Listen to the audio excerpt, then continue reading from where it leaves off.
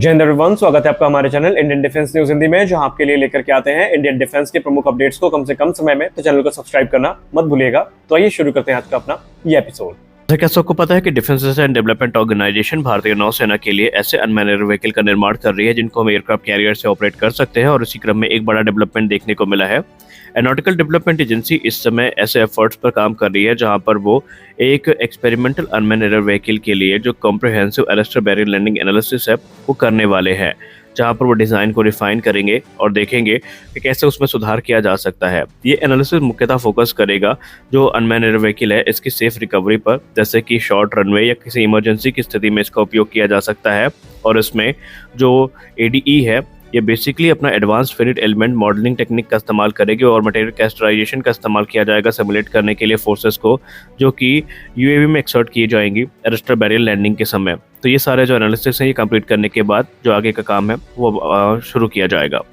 हमारी अगली बड़ी अपडेट भारत के रक्षा मंत्रालय को लेकर आ रही है। जैसा कि हम सब जानते हैं कि भारतीय थल सेना के जो पुराने T-72 टैंक्स हैं इनको रिप्लेस किए जाने का कार्य शुरू कर दिया गया है, और इसको जो मेन बैटल टैंक हैं नए जनरेशन के उनसे 2030 तक रिप्लेस किया जाएगा।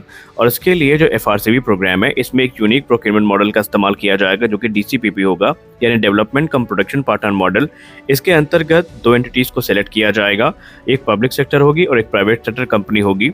और अगर हम बात करें इस पूरे प्रोग्राम में तो इसमें 90% तक जो गवर्नमेंट फंडिंग है ये डिज़ाइन और डेवलपमेंट फेज में हमें देखने को मिलने वाली है। इन दोनों कंपनियों को पर जिम्मेदारी ये होगी कि ये जो विनिंग डिज़ाइन है उस पर आधारित प्रोटोटाइप को ये विकसित करेंगे, जिसमें इन्हें माइनर इंजीनियरिंग मॉडिफिकेशन भी करनी पड़ेगी। और 3 साल के ट्रायल पीरियड के बाद जिसकी डिज़ाइन सुपीरियर होगी इसे मास प्रोडक्शन के लिए सेलेक्ट किया जाएगा। तो इस प्रोग्राम के साथ लगातार जो मिनिस्ट्री ऑफ डिफेंस है वो आगे बढ़ रही है।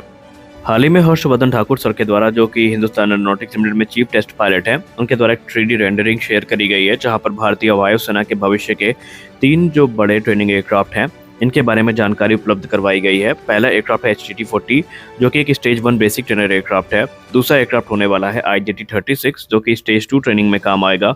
और तीसरा एयरक्राफ्ट होने वाला है HLFT-42 जिसको हम मारुत 2.0 के नाम से भी पुकारते हैं। और ये सभी एयरक्राफ्ट बेसिक से लेकर के जो एडवांस जेट ट्रेनिंग है उसमें काम आएंगे। अगर हम HLFT-42 की बात करें तो सिर्फ ये एक ट्रेनर नहीं होगा बल्कि ये बाकायदा एक मल्टी रोल कॉम्बैट एयरक्राफ्ट भी होने वाला है, जहां पर इसको एयर टू एयर और एयर टू ग्राउंड वेपन्स से इक्विप भी किया जाना है। और रिपोर्ट्स की बात माने तो इसके 4 अलग अलग वेरिएंट हमें देखने को मिलेंगे। तो आशा करते हैं कि ये सारे प्रोग्राम शीघ्र अतिशीघ्र पूरे किए जाएंगे। हमारी अगली बड़ी अपडेट लाइट कॉम्बैट एयरक्राफ्ट तेजस मार्क 1A को लेकर आ रही है। डिफेंस जर्नलिस्ट अनंत कृष्णन M सर ने तेजस मार्क 1A की फ्लीट को लेकर एक चौंकाने वाली बात करी है। उन्होंने कहा कि तेजस की 2 स्क्वाड्रन जो इस समय एयरफोर्स स्टेशन सलूर में स्टेशन है इनमें मेंटेनेबिलिटी इश्यूज को देखा गया है। कुछ पार्ट ऐसे हैं तेजस के अंदर जो लगातार प्रॉब्लम्स क्रिएट कर रहे हैं और उनको रेक्टिफाई किया जा रहा है। उन्होंने ये भी कहा कि इंडियन एयरफोर्स इस समय 2 तेजस मार्क 1 स्क्वाड्रन को ऑपरेट करती है, जिसमें से प्रत्येक में 16 एयरक्राफ्ट हो सकते हैं। और ये जो एयरक्राफ्ट है इन्होंने हाल ही में तरंग शक्ति एक्सरसाइज में भी पार्टिसिपेट किया था, जो कि एक बड़ी मल्टीनेशनल एक्सरसाइज थी जिसको जोधपुर में आयोजित किया गया था। उन्होंने कहा कि इसमें कोई चौंकने वाली बात नहीं है, बल्कि दुनिया भर में जो फाइटर जेट स्क्वाड्रन होती है उनमें इस प्रकार के इश्यूज हमेशा बने रहते हैं और उनको समय समय पर रिजॉल्व भी किया जाता है।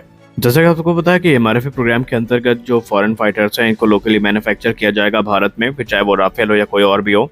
लेकिन इसको लेकर के अब इंडियन डिफेंस एक्सपर्ट लगातार अपना जो रोष है वो व्यक्त कर रहे हैं और उन्होंने अपनी चिंता गवर्नमेंट ऑफ इंडिया के सामने रखी भी है। डिफेंस एक्सपर्ट्स का ये कहना है कि फॉरेन फाइटर्स को भारत में मैन्युफैक्चर करने का बहुत कम बेनिफिट भारत की इंडस्ट्रीज को मिलेगा। इससे अच्छा ये है कि अब आप यहाँ पर जो अपने स्वदेशी फाइटर एयरक्राफ्ट है इनके प्रोडक्शन पर ध्यान दें। हालांकि इनके ये जो टिप्पणी है इसमें कुछ विरोधाभास भी है और एक्सपर्ट्स की इसमें अलग अलग राय भी है। कुछ का ये मानना है कि हाँ ये सही चीज़ें हो सकती हैं कि अब अपने इंडिजिनस फाइटर जेट प्रोडक्शन को बढ़ाएं, तो कुछ का ये कहना है कि हमें इंडियन एयरफोर्स की तत्काल ज़रूरतों को देखते हुए जो MRFA है उसको तुरंत क्लियर करके जो एयरक्राफ्ट है उनको सेलेक्ट करना चाहिए। खैर आपको बता दें कि MRFA में अगर कोई भी एयरक्राफ्ट सेलेक्ट होता है तो बहुत मुश्किल है कि वो 3 से 4 वर्ष से पहले भारत को मिल पाएगा। हम बात कर लेते हैं भारतीय वायुसेना के सुखोई 30 MKI फाइटर जेट्स के बारे में। आप सबको पता है कि सुखोई 30 MKI की अपग्रेड की मंजूरी मिल चुकी है और इनके लिए 240 नए इंजन की खरीद की भी मंजूरी मिल चुकी है। लेकिन अब एक नई रिपोर्ट सामने आई है जहां पर यह बताया जा रहा है कि भारतीय वायुसेना के 2 विशेष सुखोई 30 MKI को हिंदुस्तान एरोनॉटिक्स लिमिटेड के द्वारा मॉडिफाई किया जा रहा है। और ये जो मॉडिफिकेशन है बेसिकली उनसे जो रुद्रम सीरीज की मिसाइल्स है उनके टेस्ट को लेकर के है। इसके अलावा जो तारा मिसाइल है या तारा बॉम्ब है इसको भी टेस्ट किया जाएगा। रुद्रम सीरीज में आपको 3 मिसाइल देखने को मिलती है, रुद्रम 1, रुद्रम 2, रुद्रम 3। रुद्रम 1 ऑलरेडी सर्विस में है, रुद्रम 2 के टेस्ट अभी आयोजित किए गए थे और कुछ तस्वीरें भी सामने आई हैं। इसके अलावा इन दोनों मिसाइल्स के यानी कि रुद्रम 2 और रुद्रम 3 के हमें दो वेरिएंट देखने को मिलेंगे, जिनमें एक एंटी रेडिएशन मिसाइल वेरिएंट होगा और एक ग्राउंड स्ट्राइक वेरिएंट होगा। तो इन सब के टेस्ट अब सिलसिलेवार तरीके से शुरू किए जाएंगे। यहाँ पर कोशिश ये है कि अतिशीघ्र इनके टेस्ट पूरा करके इन मिसाइल को प्रोडक्शन में उतारा जा सके, ताकि जो कैपेबिलिटी है इंडियन एयरफोर्स की ये कभी भी प्रभावित ना हो। तो आज के इस वीडियो में बस इतना ही। आशा करते हैं ये वीडियो आपको अच्छी लगी होगी। वीडियो अच्छी लगी तो वीडियो को लाइक करिए, नए चैनल को सब्सक्राइब करिए। मिलते हैं अगले वीडियो में कुछ अपडेट्स के साथ, तब तक के लिए जय हिंद।